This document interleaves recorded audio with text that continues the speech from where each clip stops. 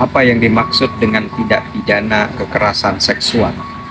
Berdasarkan Undang-Undang Nomor 12 Tahun 2022 terkait tindak pidana kekerasan seksual, dalam pasal 4 menyebutkan kekerasan seksual terdiri dari kekerasan fisik dan non-fisik.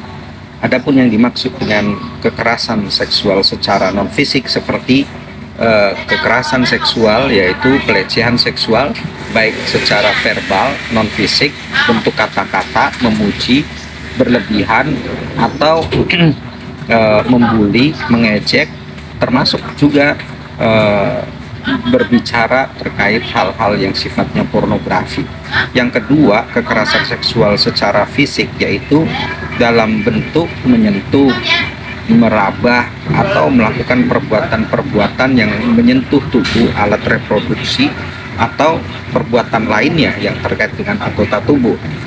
Ketentuan kekerasan atau pelecehan seksual secara non-fisik maupun fisik tentunya akan masuk unsur apabila dari korban melakukan perlawanan atau menyatakan, menunjukkan perbuatan keberatan atas apa yang dilakukan oleh si pelaku.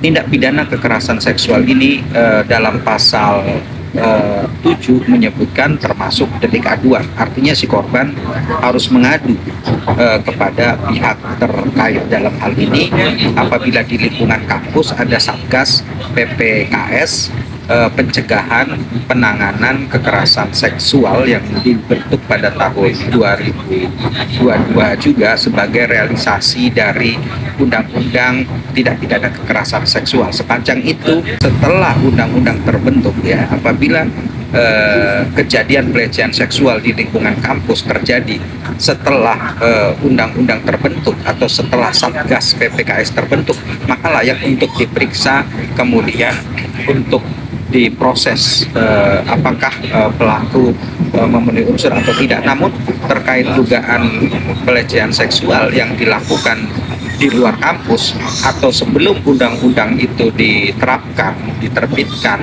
maka kampus dalam hal ini tidak memiliki kewenangan. Satu lagi, dalam Undang-Undang Tindak Pidana Kekerasan Seksual tidak bisa diselesaikan di luar jalur pengadilan. Jadi harus melalui jalur pengadilan kecuali terhadap anak.